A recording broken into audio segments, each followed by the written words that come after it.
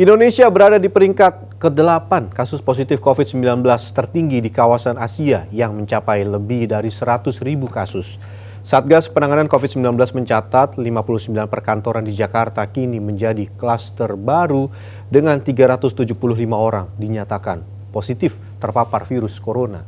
Ke-59 klaster kantor tersebar di kantor kementerian, BUMN, dan perusahaan swasta.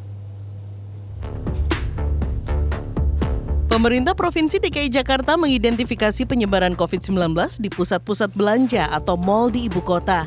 Hal ini menyusul kasus positif COVID-19 terkonfirmasi di salah satu mal besar di Jakarta. Pemprov DKI dapat menutup mal yang teridentifikasi menjadi klaster penyebaran COVID-19. Penutupan dapat dimulai dari satu blok saja, satu lantai hingga satu mal sekaligus. Ya, itu sedang terus kita identifikasi ya. Jadi kami memang terus melakukan testing sebanyak mungkin. Tujuan testing tidak lain adalah melakukan identifikasi. Dengan identifikasi maka ditemukan ada yang terpapar virus, maka lebih mudah kami untuk melakukan isolasi, pencegahan dan penanganan dari COVID-19. Jadi kami tidak akan berhenti melakukan testing.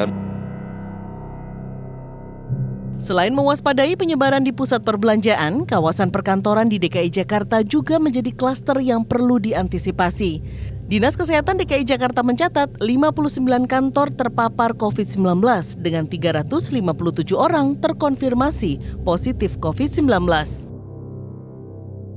Kan kita ada ya nota pemeriksaan 1, nota pemeriksaan kedua, penutupan sementara, denda administrasi, dan kita usulkan kepada PTSP untuk tidak diperpanjang izinnya atau tidak dibuatkan izinnya. Pasti, karena ini menyangkut ya bahaya daripada seluruh warga. Satgas kini meminta pengelola perkantoran mematuhi aturan kapasitas 50% karyawan yang diperbolehkan masuk kantor, termasuk mengizinkan karyawan yang rentan terpapar COVID-19 untuk tetap bekerja dari rumah. Pergub DKI juga mengatur perusahaan wajib ditutup selama 3 hari bila ada karyawan yang terpapar COVID-19. Sanksi tegas akan dijatuhkan jika perusahaan mengabaikan aturan. Ini memang terlaporkan dalam pemantauan kami ada 59 klaster perkantoran yang menjadi perhatian kita. Tentu ini jauh di bawah klaster yang di pemukiman karena kami mengidentifikasi ada 280 lebih di pemukiman, 59 di perkantoran, 11 pasar, dan ada 6 di tempat ibadah.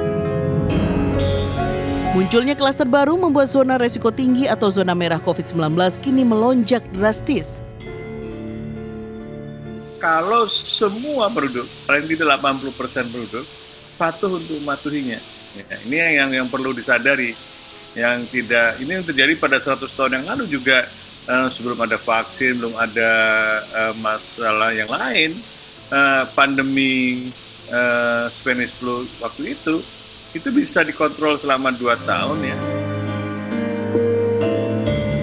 Jumlah terkonfirmasi COVID-19 di Indonesia per 27 Juli kemarin mencapai 100.303 kasus atau naik 1.525 kasus baru dibandingkan hari sebelumnya. Dengan penambahan rata-rata lebih dari 1.000 kasus per hari, pemerintah dan masyarakat harus serius mengantisipasi tempat-tempat klaster penyebaran COVID-19. Tim Liputan Transmedia.